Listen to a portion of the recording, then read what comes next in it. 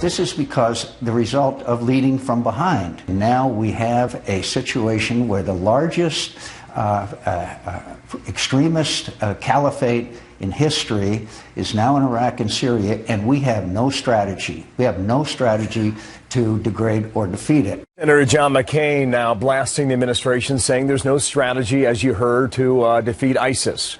The new backlash coming as we learn that some of the Paris attackers pledged solidarity with the terror army, calling for more attacks on the West. So what then? Katie McFarland served as a Deputy Assistant Secretary of Defense in the Reagan administration, Fox News national security analyst. Good morning to you. I think you've been picking up on that for some time. Yeah, well, what Senator McCain is saying is we want to fight him over there so we don't have to fight him over here. That was really what President Bush tried to do, and we did that for 10 years. And we still have a problem over here. So I think that you need to step back and say, what's the bigger strategy? Well, the bigger strategy is fight him over there, fight him here, but fight him from within. Ultimately, unless it's an ideological victory, it's the only way we succeed. Here is Martin Dempsey, chairman of the Joint Chiefs, with Chris Wallace on Fox News Sunday about this. Do we need to do more? Well, I think so, absolutely. But that's not to imply we're not doing enough, if you understand the distinction there. We're doing a lot. What he said was, we've been playing an away game against the enemy. Well, and what he also said is we haven't been doing it very well, and because later on he talks about, well, we're going to wait, eventually ISIS is going to collapse from within. Okay, maybe, but they're going to do a lot of damage between now and then. For 10 years, we've tried to prop up an Iraqi army and Iraqi military to fight. They haven't done it. Now, maybe they will now, and so let's give them a little bit of help. But on the other hand, the question then becomes, what happens if a little bit of help that we give them isn't enough? Are we going to get in a bigger way in ground forces?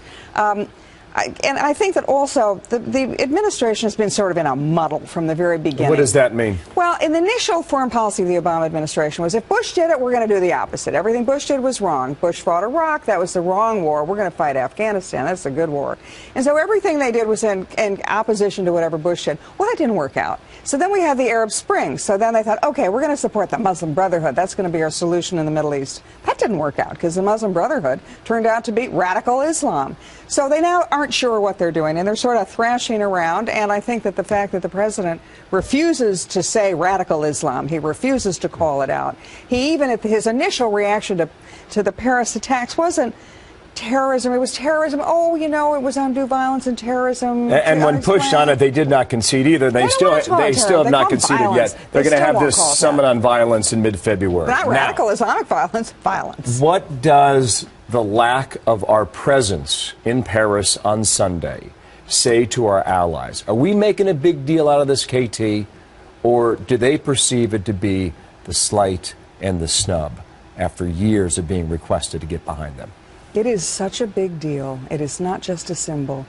When we were attacked, they came to us. They came to our aid in every way, shape, and form. They helped us fight wars that they didn't necessarily want to fight. They were with us for a decade. And now something happens in Europe, and we've got a president who says, well, security concerns. That looks like cowardice.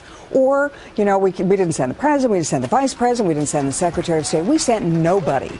We even had an attorney general who was coincidentally in town for that. He didn't even march with him. So either the president says, look, I'm above this. I am the president of the United States. I don't get involved with my allies and their crises.